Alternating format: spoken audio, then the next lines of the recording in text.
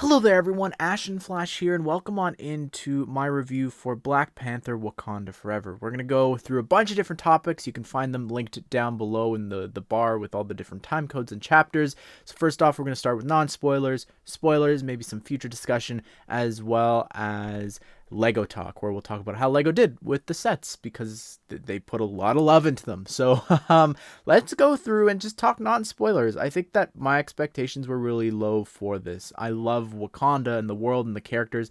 I just didn't find the first movie that great, to be honest. And then just with how everything's been with Phase 4, I just haven't been feeling Marvel recently. Like, I was not excited. It wasn't that I was dreading it. It was just, just going in with zero expectations. And I think that really helped because I really enjoyed the film. I think that this was very emotional.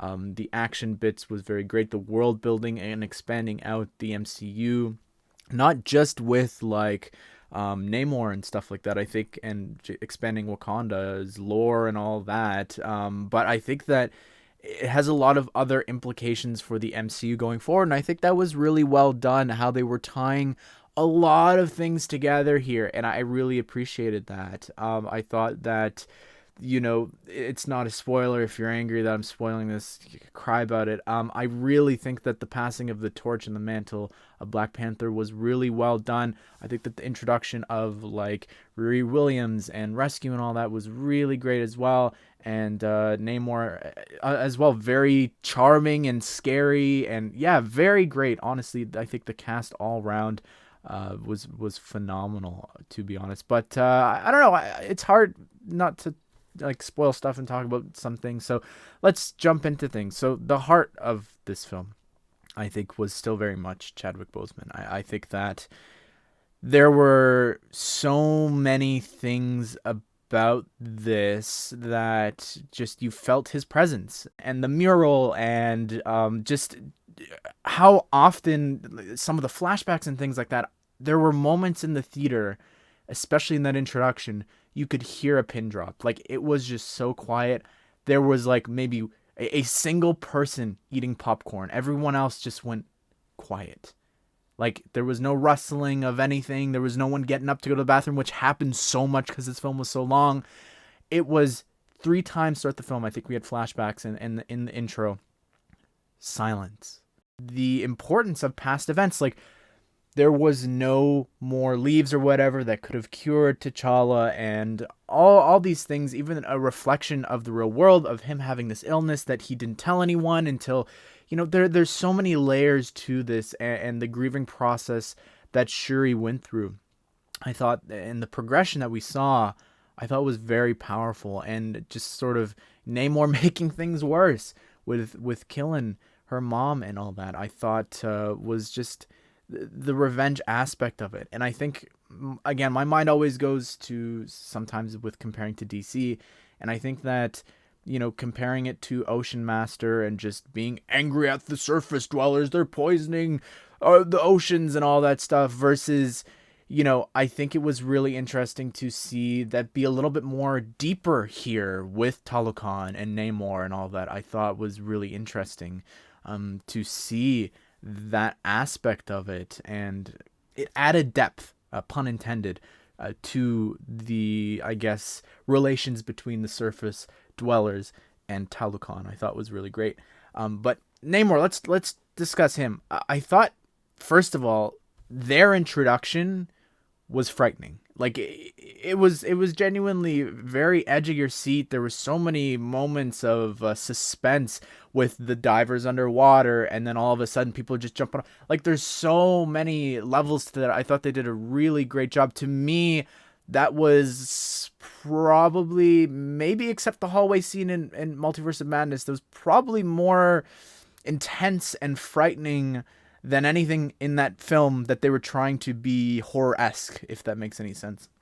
So yeah, very, very scary introduction, threatening introduction, and even, even though he's got his little wings on his feet, which to me was sort of comical at times. I don't know, it looked really goofy, but I enjoyed his origin. I thought that was really interesting. I guess he is the oldest mutant in the MCU as of right now. And I think that was really interesting that he said that. They didn't play the theme. Sort of disappointed. I want every time they say mutant or mutation to have the X-Men theme play. I thought that would be really cool. Regardless, though, the fact that they addressed that I thought was really interesting. And, once I got past the little winged feet and all that, I thought just his performance, I thought was really like charming and very crazy in a way as well. Just some of the thoughts of, well, I'm just gonna wage war on the entire rest of the earth, I thought was very interesting to me. But regardless, again, the fights and all that he was in, and Talokan in general, like, it was really gorgeous. It sort of progressed in beauty. I thought was really interesting. Sort of like Wakanda. You start off on the outskirts of like the savannah or whatever, and just the villages, and then boom, this beautiful majestic city with this huge Black Panther statue. Like, that's very much what it reminded me of as well, with this introduction in Talokan as you're they're swimming through. I thought was really great. Just the rest of them as well, the Talukanians, I don't know, but they were like, Atuma was, I'm sort of sad that he's presumably dead. I thought was, would have liked to see him maybe start a revolution against Namor, something down the line. And Namora was great as well. Again, very scary. I thought that all of the action bits that they were in, the fights with Okoye, I really thought she was gonna die on the bridge there. Very, like, it was they had terrifying entrances. Just very weird that they're being introduced so close to Avatar, blue people. They're a lot taller. They're from the water, and then next month we've got that specifically from the water happening. Anyways, back to Shuri. I thought that how she was handling things was very Tony Stark-esque in just burying himself in work, and even the bit how she has all of these different technicians and things like that in her lab working on potential threats to Wakanda. And again, reminded me so much of Tony with all his contingency plans of all that. I thought was really great. And again, she buried herself in work to mourn, and her trauma, like that's what she did, just like Tony. I thought was really, really great. Again, her struggle of wanting to take vengeance into her own hands, again, paralleled her brother, and I thought that was really powerful. And as well, just Killmonger, what a surprise. Despite them spoiling that he was in the film because he was at the red carpet premiere, they really need to start bringing these people through the back. Looking at you, Ben Kingsley from Shang-Chi. But anyways, his appearance was great. Really took me by surprise. I did not see that coming when she was going to visit the ancestral plane. I was really curious how they would do that, because in my mind it would have been T'Challa.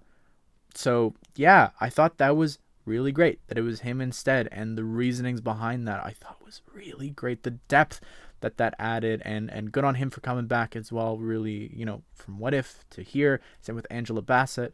Always all these big names appearing in What If and then coming back as well for these roles. I really appreciate that. Something that's happening over with Andor and Star Wars right now. But anyways, with this specifically, the Queen sacrificing, not sacrificing, but attempting to save Riri's life. I thought it was really sad and really powerful, and it also just made Namor think that, like, he won. He killed the scientist, which it's just a kid. That to me is a little confusing. Like, that's probably my only issue, is you're gonna kill a kid who is just really smart, where there could be another person making something like this, just that the government doesn't know yet. To me, it didn't make sense that you're gonna rage war on the entire surface world and also Wakanda because there's a 19-year-old who's smart and could detect metal in the ocean. Really? I don't know. But she was fantastic. I enjoyed her introduction, and just her first interactions with Shuri and Okoye I thought was really fun in the apartment. And the first suit I thought was... It is something. It is clunky. I look forward to whatever the new suit is going to look like here in her show. I'm excited for her show, honestly. And I thoroughly enjoyed the whole thing, and her suit looked phenomenal. There was that picture of like, and I'm gonna have to use it for the video, but the TV spot of that outfit and the Mark II, it did not look very good from the picture floating around the internet. But in the film, I thought it looked really cool, and I really enjoyed how they also came up with taking down Namor. I thought was a lot of fun.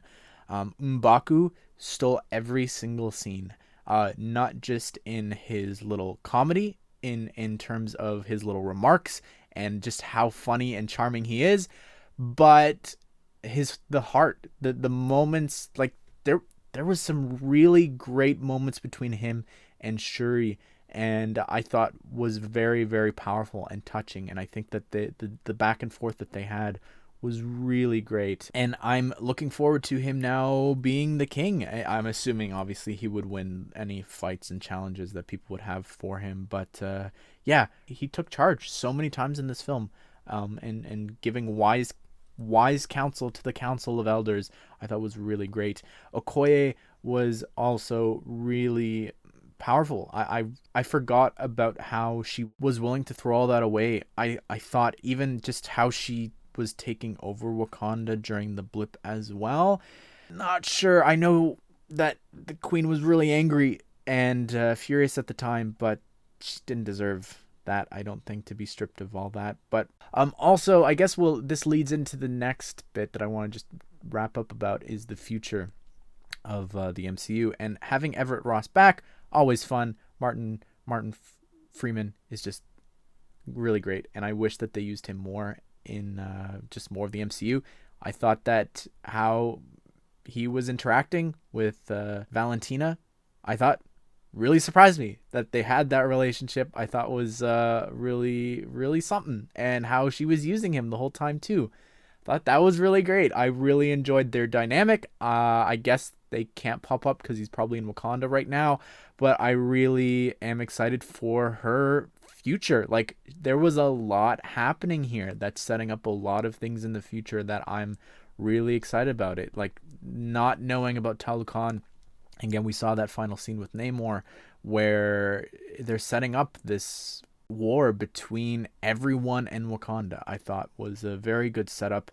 And the mid-credit / end credit scene, I don't know why it wasn't just attached at the end of the film in general, because a lot of people walked out and they missed something key there. And especially because they set that up in the film with the mom and the queen wanting to tell Shuri something about T'Challa, but then Namor interrupted them.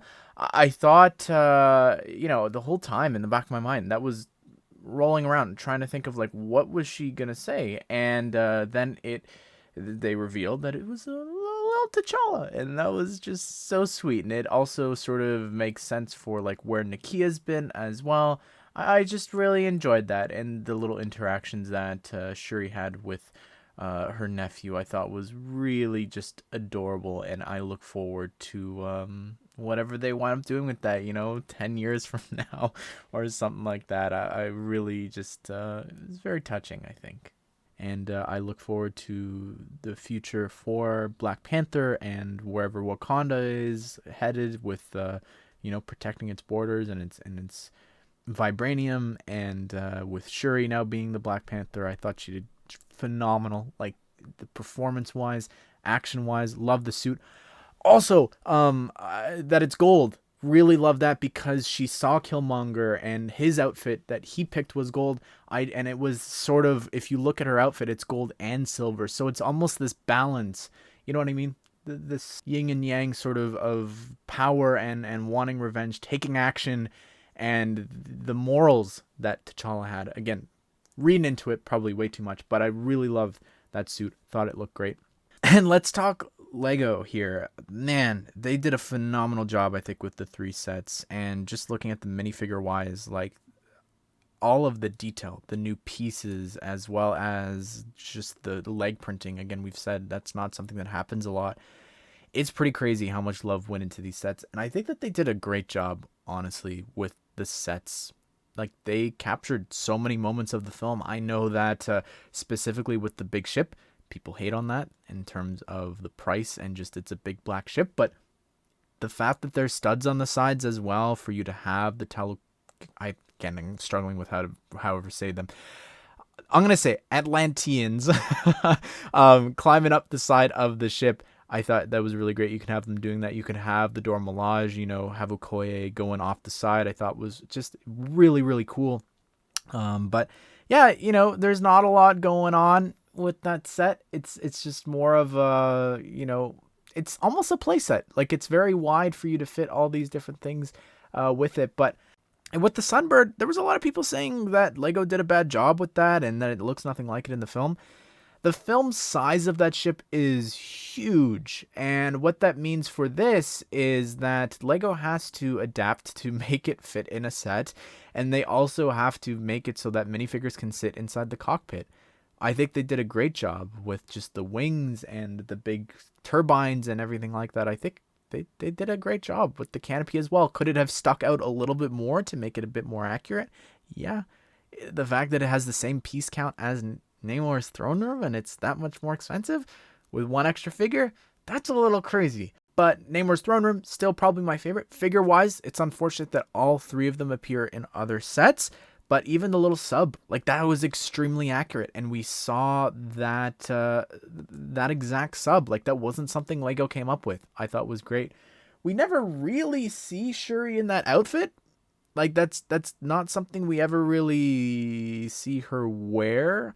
But still, other than that, I think figure-wise, really awesome. And Namor, he could have used the goatee and some of the nose ring or piercing or whatever that is there. I think would have been great. Or at least give him a variant in his throne to have that big headdress. I think would have been really cool to see. And Nakia, really bad hair choice for her. But again, the rest of the figures, the only ones that I would have liked to see was a Midnight Angel outfit. Would have been fun to get, as well as Namora. I don't get why Atuma was in two sets, but they're trying to make use of that big piece that they created for his head. The only other thing that I could have thought of for this would have been a new updated Royal Talon Fighter. It's been 4 years, and I wouldn't necessarily have a problem with them remaking that and giving us some more figures, specifically ones that we didn't get here. I think would have been great. Regardless, though, I think that they did a great job with these sets. They even had the Black Panther bust releasing alongside these, and that 4+ set to give you a T'Challa figure. I really hope that they revisit the first film for Infinity Saga sets. I think that would be really great, or give us more stuff from Infinity War and more Wakanda builds. I'm all here for it. Really great wave of sets.